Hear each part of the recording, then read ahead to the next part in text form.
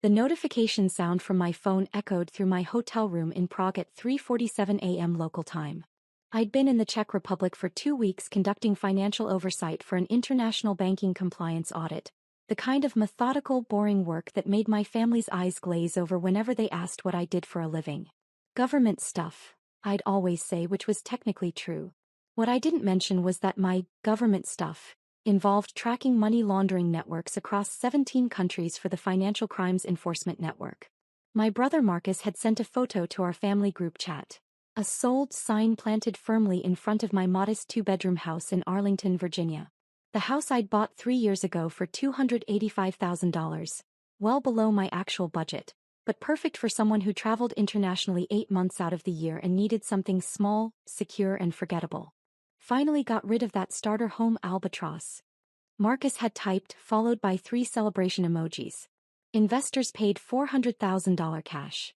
Maya's going to thank me when she stops playing government desk jockey and gets a real job that can afford something decent. The responses came flooding in immediately. Mom, thank God someone in this family has business sense. Dad, about time Maya stopped throwing money at that mortgage. My sister Jessica.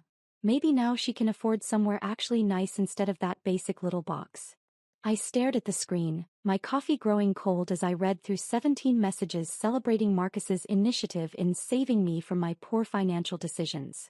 According to the family narrative, my modest government salary barely covered my mortgage payments, and I was probably underwater on the loan. They'd been dropping hints for months about how I should cut my losses and rent somewhere more reasonable. What they didn't know was that my house wasn't just my house. When you work for FinCEN with Level 3 security clearance, every financial asset gets registered with federal oversight systems.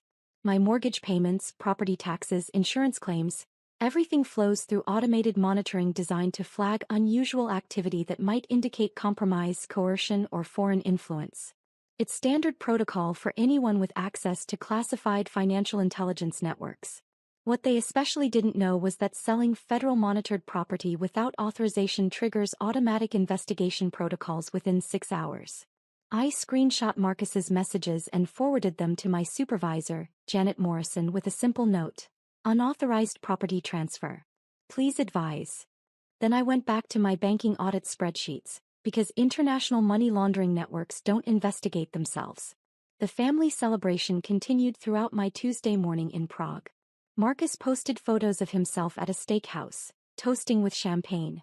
To smart financial decisions and family looking out for family, he'd captioned it. Mom shared the post with her church group about her son's business acumen. Dad forwarded the story to his golf buddies about teaching his kids real estate savvy.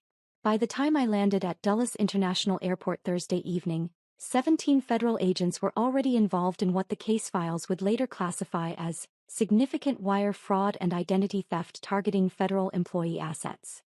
I took the metro home from the airport, my single carry-on bag feeling light after 2 weeks of living minimally.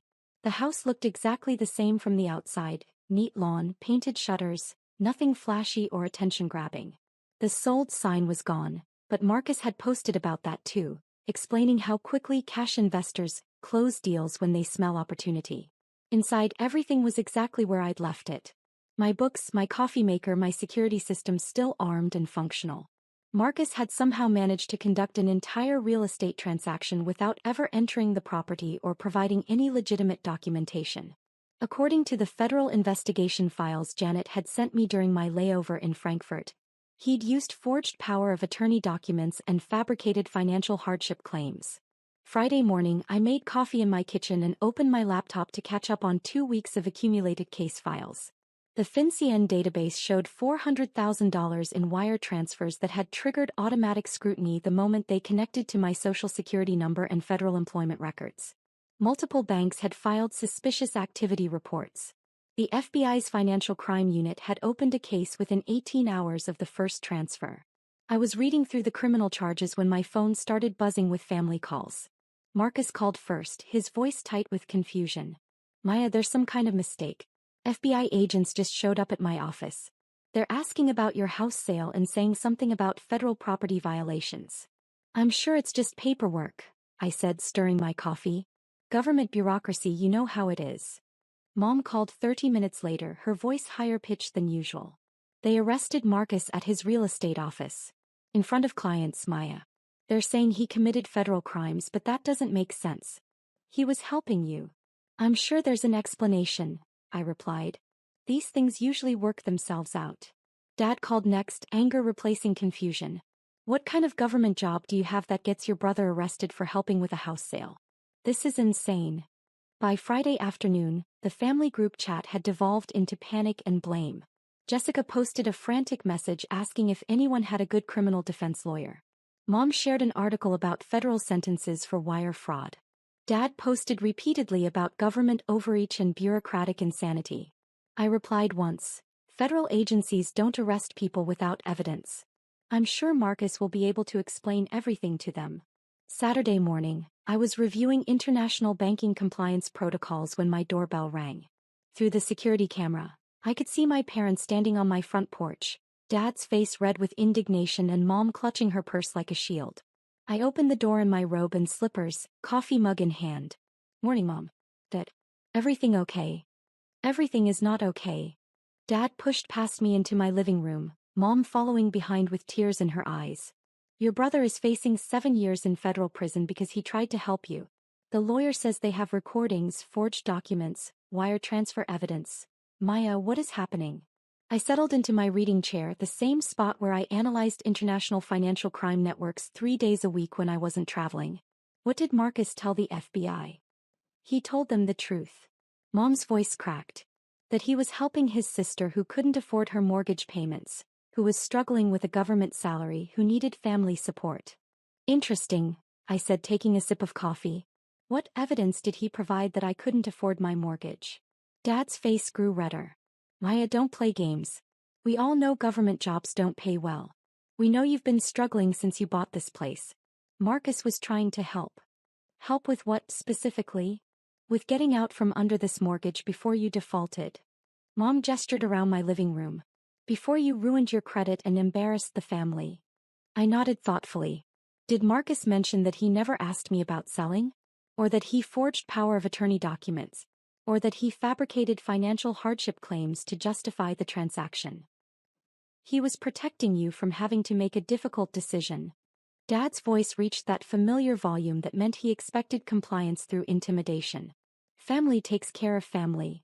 That's interesting, I said. Because according to the FBI, what Marcus actually did was commit identity theft, wire fraud, and illegal transfer of federal monitored property. Those are felonies, Dad. Federal monitored property? Mom's voice dropped to a whisper. What does that mean? I set down my coffee mug and looked at my parents, really looked at them. Dad in his weekend golf outfit, Mom in her church dress, both of them frantically trying to understand how their son's smart business decision had become a federal crime scene.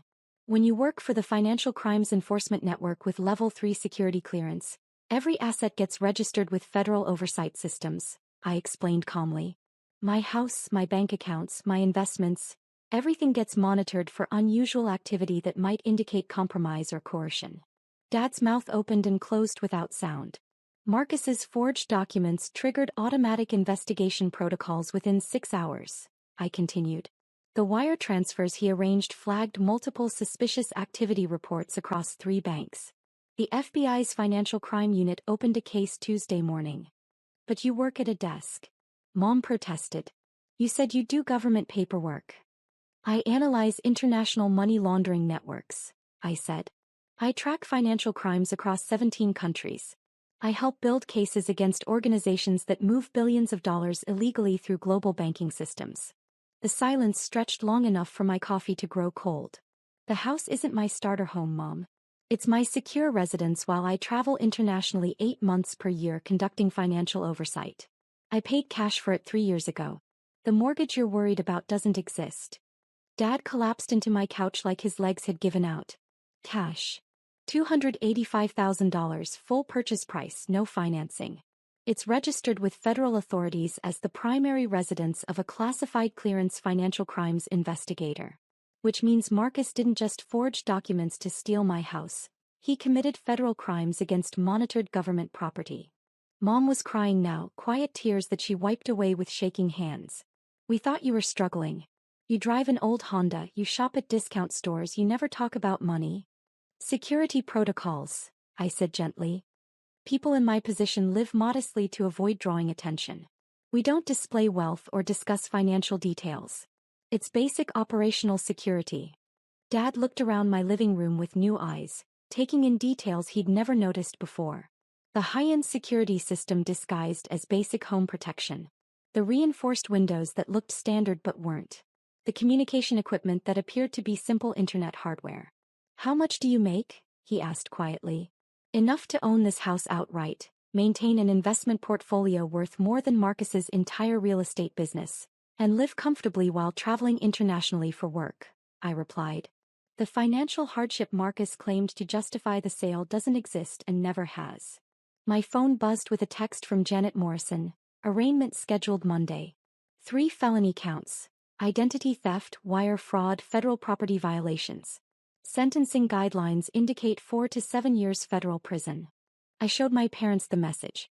7 years. Mom whispered. Federal sentencing guidelines are standardized, I explained. Wire fraud involving amounts over $250,000 carries mandatory minimums. Identity theft adds consecutive time. Violations involving federal employee property add additional penalties. Dad stared at the text message. Can you do something? Talk to someone." "I already did," I said. I forwarded Marcus's confession text to my supervisor Tuesday morning, as required by federal employee protocols when family members commit crimes involving our assets. Confession texts? Mom looked confused. I pulled up the family group chat and read Marcus's messages aloud.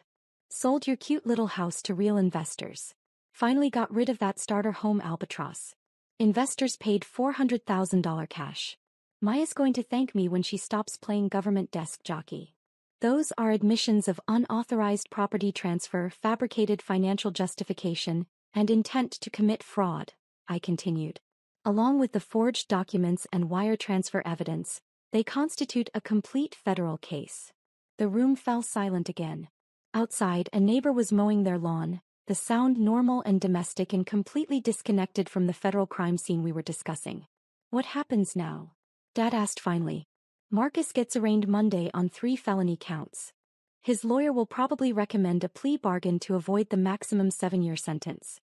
The wire transfers will be reversed, but he'll likely face significant fines and restitution in addition to prison time." "And the family?"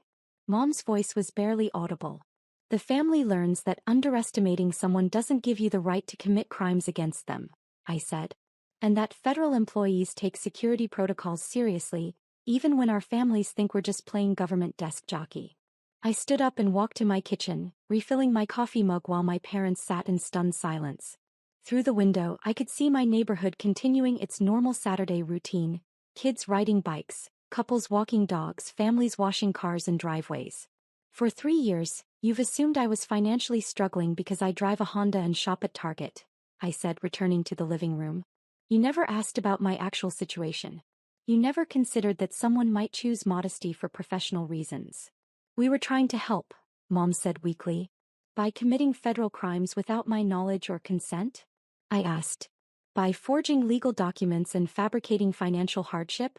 By stealing my property and celebrating it in family group chats?" Dad looked up at me with something that might have been recognition. "You're not who we thought you were." "I'm exactly who I've always been," I replied. "You just never asked the right questions." My phone rang. Janet Morrison calling with updates on the federal investigation. I answered while my parents sat processing the complete reversal of their assumptions about my life, my work, and my capabilities.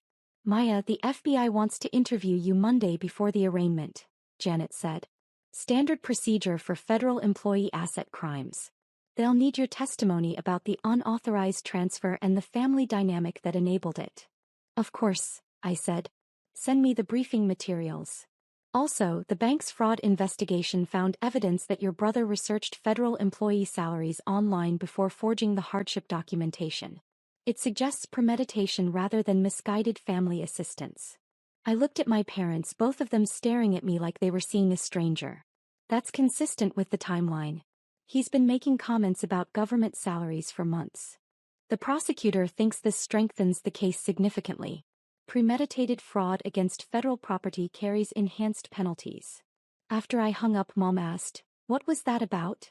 The FBI found evidence that Marcus researched federal employee salaries before forging documents claiming I couldn't afford my mortgage, I explained. It suggests he knew he was committing fraud rather than helping family. Dad put his head in his hands. This keeps getting worse. Federal investigations are thorough, I said. They don't arrest people based on misunderstandings. Mom stood up slowly, her purse clutched against her chest like armor. What do we tell people? Our church, our neighbors, our friends. You tell them that Marcus committed federal crimes and is facing the consequences, I replied. Or you tell them nothing. That's your choice. Dad looked up from his hands. Will you visit him? In prison? I considered the question while finishing my coffee. That depends on whether he takes responsibility for his crimes or continues blaming others for the consequences of his choices. He was trying to help, Mom said one more time, but her voice carried no conviction. He was committing felonies, I corrected gently. The motivation doesn't change the legal reality. They left 20 minutes later, walking to their car like people carrying invisible weight. I watched from my window as Dad struggled to start the engine, his hands shaking enough to make the keys rattle. Sunday evening, the family group chat exploded with news that Marcus had fired his first lawyer and hired a criminal defense specialist who cost $500 per hour. Jessica posted frantically asking if anyone could help with legal fees. Dad shared articles about federal sentencing guidelines and prison conditions. I didn't respond to any of it. Monday morning, I dressed in my standard federal interview attire, conservative suit, minimal jewelry, professional but unmemorable. The FBI field office was a 40-minute drive from my house, through Northern Virginia traffic that moved like cold syrup. Special Agent Rebecca Chen conducted the interview in a sterile conference room with gray walls and fluorescent lighting that made everyone look slightly ill. She recorded everything while I provided testimony about Marcus's unauthorized access to my financial information, his fabricated claims about my mortgage difficulties, and the family dynamic that had enabled his assumption that he could commit crimes on my behalf. Your brother's defense attorney is claiming this was a misunderstanding between family members, Agent Chen said, reviewing her notes. That he genuinely believed you were struggling financially and needed assistance. Agent Chen, I work for FinCEN with Level 3 security clearance, I replied. My financial assets are monitored by federal systems specifically designed to detect unauthorized activity. If I were actually struggling with mortgage payments, those systems would have flagged it years ago. And your family was unaware of your actual position and clearance level? My family was unaware that I analyzed international financial crimes for a living, yes. They assumed I was a low-level government clerk because I live modestly and don't discuss my work. Is there any scenario where your brother could have reasonably believed you needed financial assistance? I thought about 3 years of family dinners where they'd made jokes about my government salary. 3 years of comments about my starter home and my basic lifestyle. 3 years of assumptions based on their own limitations rather than actual evidence. Agent Chen, in 3 years, Marcus never asked about my financial situation directly. He never asked about my mortgage balance, my income, or my expenses. He made assumptions based on stereotypes about government employees and acted on those assumptions without verification. And the forged power of attorney documents? Require knowledge that you're committing fraud, I said. You don't accidentally forge legal documents. The arraignment took place Monday afternoon in federal district court. A solemn proceeding where Marcus stood before a judge in a gray suit that hung loose on his frame. He looked smaller than I remembered, diminished by the federal courthouse architecture and the weight of 3 felony charges. I sat in the gallery watching as the prosecutor outlined the case. $400,000 in fraudulent wire transfers, forged legal documents, identity theft targeting a federal employee, and unauthorized transfer of federal monitored property. The evidence included Marcus's own text messages celebrating the smart business decision, and research records showing he'd looked up federal salary ranges before fabricating hardship claims. Marcus pled not guilty, his voice barely audible even with the courtroom microphones. His lawyer requested bail reduction based on family support and community ties. The prosecutor argued that someone willing to commit premeditated fraud against federal employee assets represented a flight risk.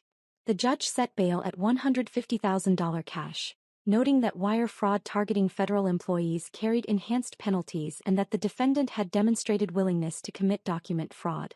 As the courtroom cleared, Marcus's lawyer approached me in the hallway.